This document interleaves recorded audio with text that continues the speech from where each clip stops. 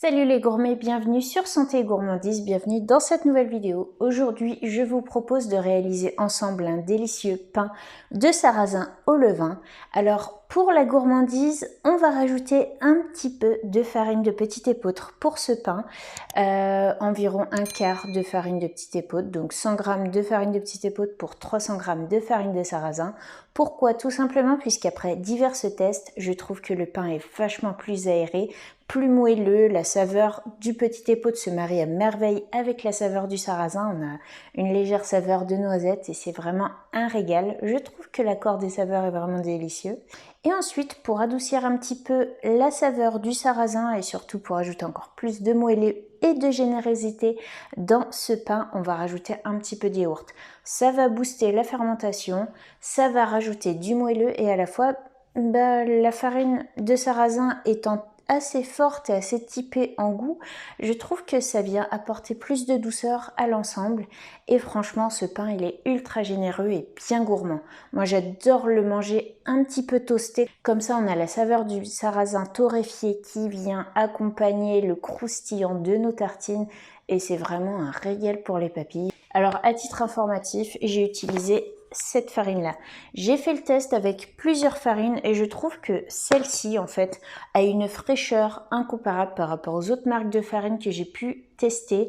Si vous aimez pas la saveur trop typée dans les pains de sarrasin, que vous voulez pas une saveur qui soit trop forte, celle-là elle est vraiment plus douce en bouche et elle va donner un pain qui va se tenir vachement mieux que les autres farines. Je pense que c'est dû vraiment à la fraîcheur de la farine.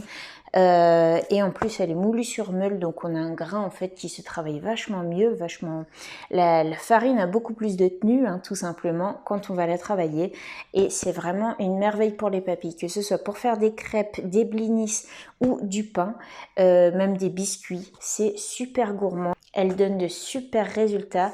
Je l'ai commandée sur La Fourche, donc magasin bio en ligne. Si vous pouvez vous la procurer, n'hésitez pas, franchement, elle fait des merveilles. Voilà, c'était la petite parenthèse farine de sarrasin. Alors si on veut encore plus de saveur dans ce pain de sarrasin, on peut également y ajouter un petit mélange d'algues par exemple. La saveur iodée l'accompagnera vraiment à merveille. Et sinon on peut y ajouter tout un tas d'herbes diverses et variées. Moi j'adore y ajouter de l'ail des ours, je trouve que ça va super bien avec. Après on peut y ajouter de l'origan ou du thym ou ce que vous voulez, franchement faites-vous plaisir. Et si vous voulez la cerise sur le gâteau, rajoutez des petites noisettes torréfiées à l'intérieur et là vous serez ravis. Croyez-moi, la saveur des noisettes avec le sarrasin, ça se marie super bien.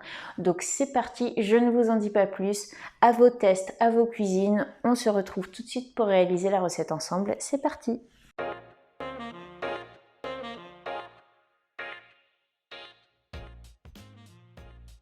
Pour cette recette, il vous faudra 30 g de levain, 400 g de farine de sarrasin, ou ici 300 g de farine de sarrasin et 100 g de farine de petit épeautre complet, 100 g de yaourt de soja nature, 260 ml d'eau, 20 g d'huile d'olive, 12 g de sel et des herbes en option. Dans un saladier, commencez par diluer le levain avec le yaourt et ajoutez-y ensuite l'eau.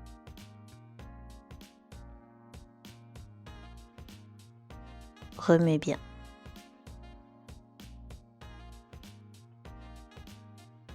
Ajoutez ensuite la farine, l'huile d'olive, une cuillère à soupe d'herbes en option et le sel.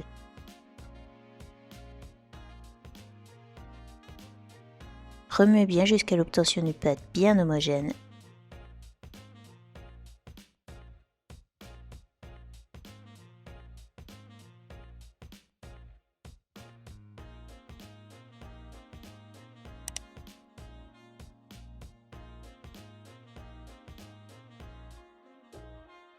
Formez une boule et couvrez, puis laissez reposer 2 heures à température ambiante. Placez ensuite au frais pour la nuit. Le lendemain, reprenez votre pâte, puis laissez-la revenir à température ambiante au moins 30 minutes. Chemisez ensuite un moule à cake ou à pain à l'aide de papier cuisson. Pétrissez grossièrement la pâte, puis versez-la dans votre moule.